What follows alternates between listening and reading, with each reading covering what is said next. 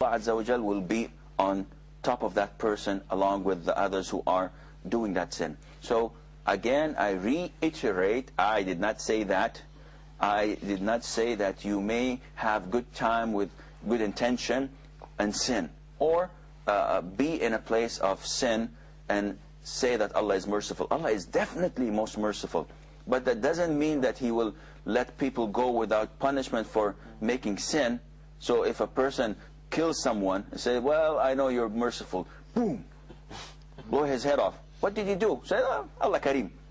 Allah is merciful. Yes, but He will hold you accountable for what you have done. To go back to your question, if I remember and recall it correctly, now you must not stay with the bad guys while they are doing their sin. Now what about if they're not doing their sin? Can I still, go out with them? And again, if you don't draw the line, if you don't influence them, they will influence you. You could not have it, split and saying, no, they have their own sins and they have their own bad habits, and I have my own good habits. If you bring a very healthy and beautiful apple and you throw it in a box full of rotten apples, do you think that the rotten apples will become good again? Definitely not. It will rot with the rotten apples, and this would what would happen to you. If you that's why we trim plants when we have bad weeds around it. We have to take it because it's gonna affect it. And you can sense this in water. If you have a corpse, if you have a dead animal, like for 6-7 days near a lake or something, it will affect the taste and smell of the water. And that is the peer. If you go out with someone that is a good person, he will eventually affect you, whether you like it or not. Because whenever he talks to you, he recalls Allah and remembers Allah Azza wa Jal. Whenever he sees something on the street, people when they see an accident, they have this 4-letter word on their mouths. The minute they see an accident, whether it starts with an F or with an S.